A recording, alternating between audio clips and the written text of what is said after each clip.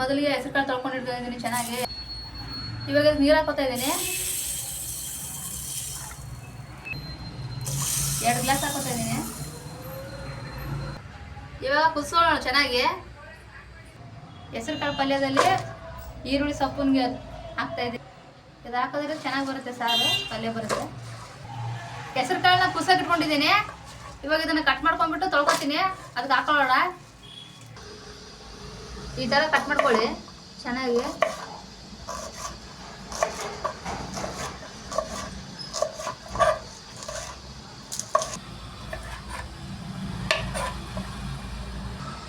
ನೋಡಿ ಈ ಥರ ಕಟ್ ಮಾಡ್ಕೊಳ್ಳಿ ಚೆನ್ನಾಗಿ.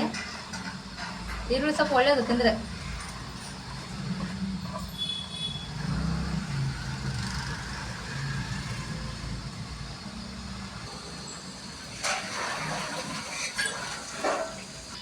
ಹೆಸರುಕಾಳು ಕುದಿಸ್ತಾ ಇದೆ ಚೆನ್ನಾಗಿ ಕುದಿಸ್ಬೇಕು.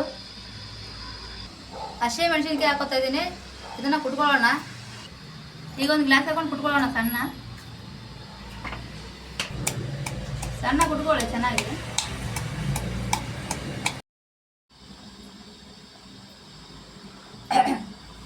ಈಗ ಇದನ್ನು ತೊಳ್ಕೊಳ್ಳೋಣ ನೀರಲ್ಲಿ ಹಾಕೊಂಡು.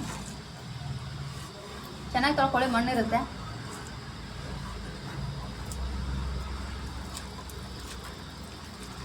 ಚೆನ್ನಾಗಿ ಇಲ್ಲಿ ಹೆಸರುಕಾಳು ಕುದ್ದಿದೆ. ಸೊಪ್ಪು ಇಟ್ಕೊಳ್ಳೋಣ ಅದರಲ್ಲಿ.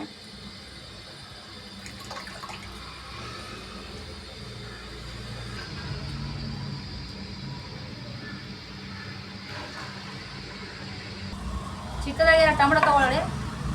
ಟೊಮೆಟೊ ಕಟ್ ಮಾಡ್ಕೊತಾ ಇದ್ದೀನಿ.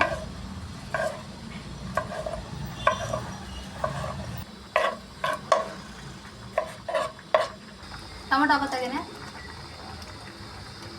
ಹಸಿ ಮೆಣಸಿನ್ಕಾಯಿ ಕುಟ್ಟಿ ಇಟ್ಕೊಂತ ಹಾಕೋತಾ ಇದ್ದೀನಿ. ಉಪ್ಪು ಹಾಕೋತಾ ಇದ್ದೀನಿ. ಅರಿಶಿನ, ಎಣ್ಣೆ ಹಾಕೋತಾ ಇದ್ದೀನಿ.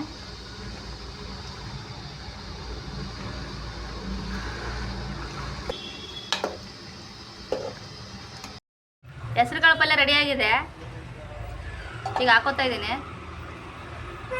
ನೀವು ಕೂಡ ಮಾಡ್ಕೊಳ್ಳಿ, ಚೆನ್ನಾಗಾಗುತ್ತೆ. ಹೆಸರುಕಾಳು ಸೊಪ್ಪಿಟ್ಟು ಮಾಡಿದ ಪಲ್ಯ ನೋಡಿ ಚೆನ್ನಾಗಿ ಬಂದಿದೆ. ಇದ್ರ ಜೊತೆಗೆ ಚಪಾತಿ ಅಥವಾ ರೊಟ್ಟಿ ಚೆನ್ನಾಗಾಗುತ್ತೆ. ನಾನು ಇದಕ್ಕೆ ಚಪಾತಿ ಮಾಡ್ಕೊಂಡಿದ್ದೀನಿ. ಚೆನ್ನಾಗಾಗುತ್ತೆ. ನೀವು ಕೂಡ ಮಾಡ್ಕೊಳ್ಳಿ. ಹೇಗಿತ್ತು ಅಂತ ಕಮೆಂಟ್ ಮಾಡಿ.